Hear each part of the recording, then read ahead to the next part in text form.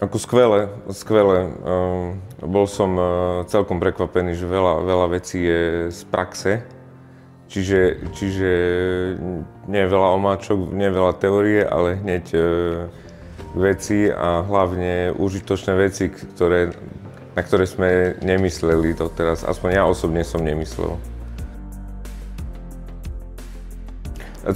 Celkom zaujímavá téma včera, to rodinné právo.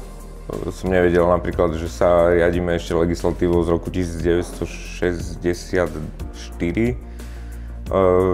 To bolo celkom zaujímavé a čo ma fakt že šokovalo, to bola vec, že aj keď povedzme ten majiteľ firmy alebo rodič napíše závet a niekoho chce vydediť, tak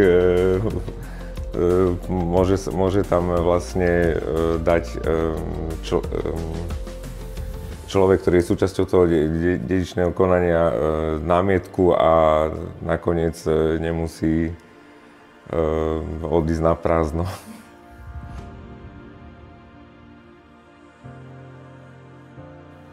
Určite áno. Ja som si všimol na Slovensku, stretávam sa s veľkým množstvom podnikateľov a manažérov a častokrát na moje otázky nevedia odpovedať.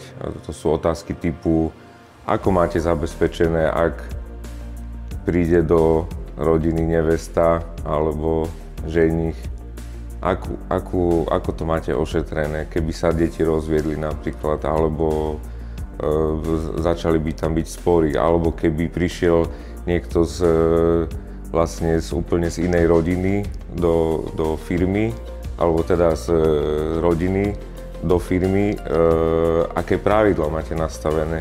Čo ak si nebudete rozumieť potom, ako sa rozídete. Hej? Že to sú veci, na ktoré mnoho podnikateľov nemyslí na Slovensku. Čo mi príde až nebezpečné pre tie firmy, lebo sám som svedkom situácií, kedy to dokáže totálne rozbiť vzťahy, štruktúru a vlastne keď sú rozbité vzťahy a keď nie je nastavená štruktúra, organizácia, tak to môže častokrát viesť aj k zániku, alebo respektíve potom už nie je cesty von, už sa potom firma musí predať alebo tak. Čiže veľmi užitočné veci, ktoré vlastne nemajú odkiaľ tí ľudia vedieť.